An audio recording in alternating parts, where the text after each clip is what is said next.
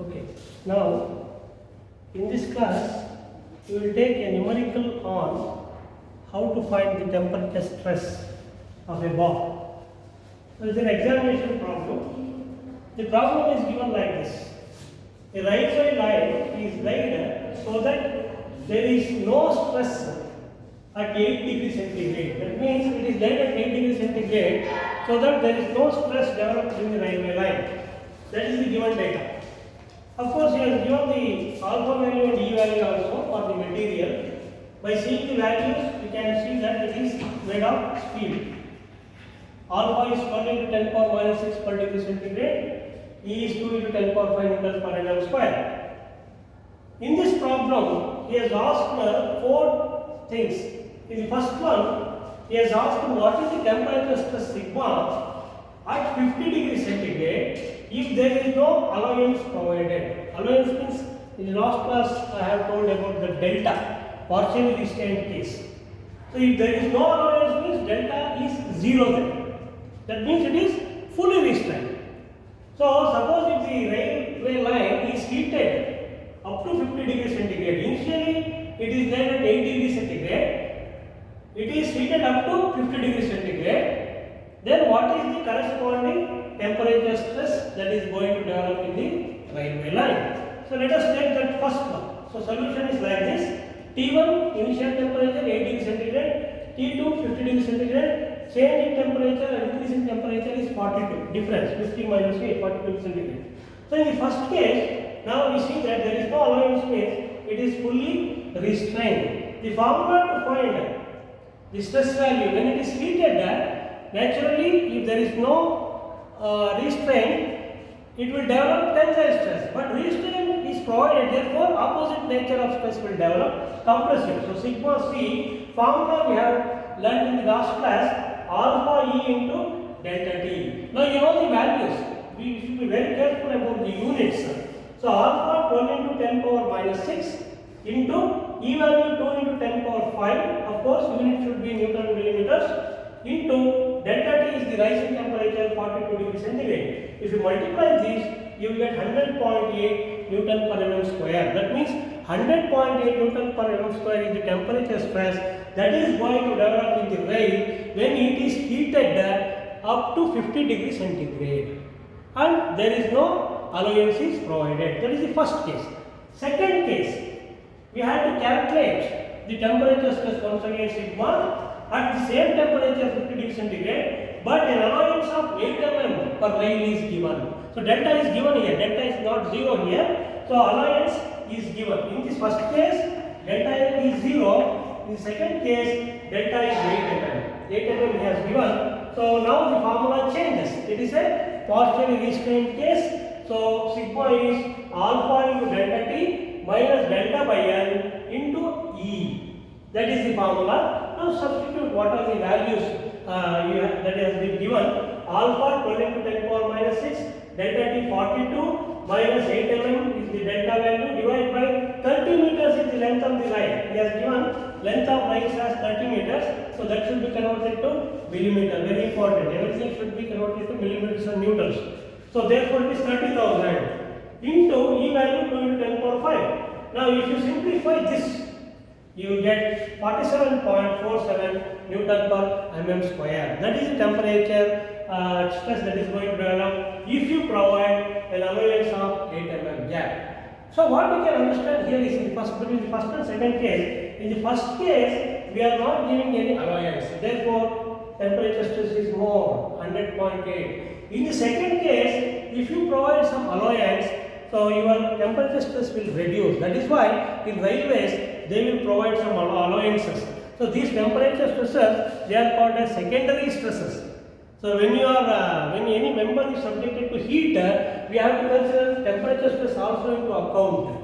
So normally tensile, compressive, bending stress, shear stress, all those things will be there in any material subjected to some external load. Here I have not taken any external load. Only I have taken temperature rise, only due to temperature. So if you provide some allowance, then automatically the temperature stress value is reduced. That is, it is preferable. That is why it is preferable to give allowance.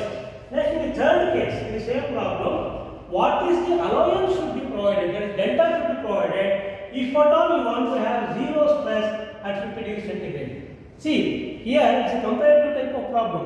So temperature is 50 degrees centigrade only, but stress should be zero. Sigma should be zero. What is the maximum allowance we can provide if at all you want the value of stress to be zero? That means delta is unknown here in third case. It is also a case of partially restrained case, but delta is unknown here. Sigma is zero. So same formula we are using. Sigma is equal to the same formula. Only thing is here your LHS sigma becomes zero.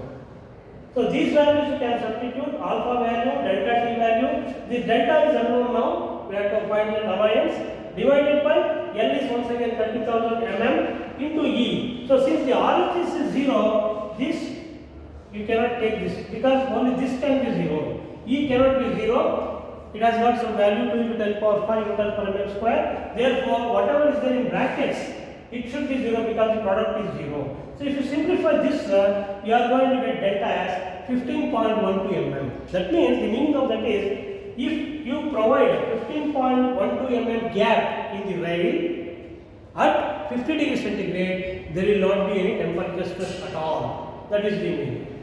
Next, in the fourth case, he has asked what is the maximum temperature. Once again, here temperature is unknown, stress should be zero. I want to make the stress zero, but I can heat to till what extent? That is the question. But allowance is fixed here. So we have to provide an allowance of 12 mm per rail. To what temperature we can rise to make the stress zero? So once again, it is a case of partially restrained case. So delta is fixed here, 12 mm. Sigma is also fixed. We have to keep it zero. But what is the maximum temperature we can rise? That is T2 value. T1 value is 8 degrees centigrade. T2 is unknown here. So in all the first three cases, T2 is 50 degrees centigrade. In the last case, T2 is unknown. Once again, this partially restrained case, we have to use the same formula for stress. Here you can see that, so LHS becomes zero here because he has given sigma as zero. All the other values except the delta T is unknown. Here also, since the product is zero, E cannot be zero. This we have to make it as zero. Take this as zero, whatever in brackets, simplify it, you will get delta T as 33.33 degrees centigrade. That means that is the increase in temperature we have to have.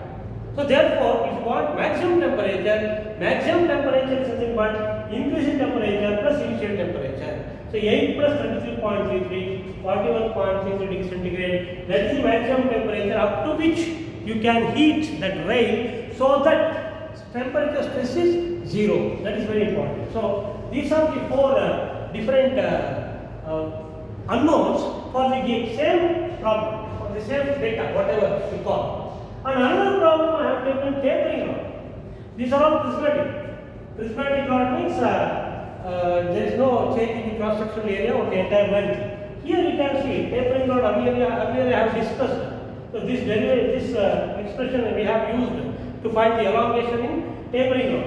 So here AB is the tapering rod. Diameter is varying from 20 mm to 40 mm. So I have taken as D1 and D2. Length of the rod is 500 mm. That is your L value. And here, suppose this ball is heated by 30 degrees centigrade. That means initial temperature we don't know, but it is heated by 30 degrees centigrade. Means that is your delta T value. Change in temperature is 30 degrees. So the question is, what is the maximum stress that ball can develop? Here you can see that there is no force given here. So this P in this formula, this P is the external force. Here, external force is nothing but temperature force. So when there is a rise in temperature, this ball is subjected to temperature force like this. Okay? Temperature force like this. So I have taken that P as the force induced in the ball due to rise in temperature. So of course here you have two formula. One formula is for the free expansion formula, delta L, 4pm by pi E into D1 into D2 for tapering bar. Another formula is temperature formula, delta L is equal to alpha L into delta T. Now both are same here. So this is free expansion formula. This is also change in length formula. So you have to equate them. So if you equating the two, you have to equate this and this. LHS is same, therefore RHS should be same. So all the values you know except P. So L is 500 mm. E value is 2 into 10 power 5, he has given Newton per mm square. D1 is 20 mm, D2 is 40 mm, and alpha is 12 into 10 power minus 6. So if you substitute all these values, if you equate these two RHS terms, and if you simplify, you are going to get the value of P as 45,239 newtons. Please check that value. So check this value, 45,239 newtons. Because your stress value is in Newton per mm square, the force value will be in newtons. Now he has asked maximum stress. So I have told you in case of a tapering bar, where the maximum stress occurs. So maximum stress occurs where area is minimum. So you can see here diameter is 20 mm here, minimum here, maximum here 40 mm. So therefore maximum stress can occur only at the end A. So sigma max will occur here, sigma minimum will occur here. Please note this, because area is more here. So stress is given by whatever force induced divided by cross-sectional area. When the denominator is minimum, sigma will be maximum. So therefore at the end A, we have the maximum stress, which is P by A1, where A1 is pi d1 square by 4. So you have to take pi into 20 square by 4. That is the value of A1 in millimeter square. So P is this value. This divided by pi d1 square by 4 gives the value of stress as 144 Newton per millimeter square. Please take this value. Okay, take this value. Suppose if you ask what is the minimum stress value induced, minimum stress occurs at B, and the formula is P by A2. So A2 is pi d2 square by 4, where d2 is 40 mm. So that is the minimum stress that can be induced here.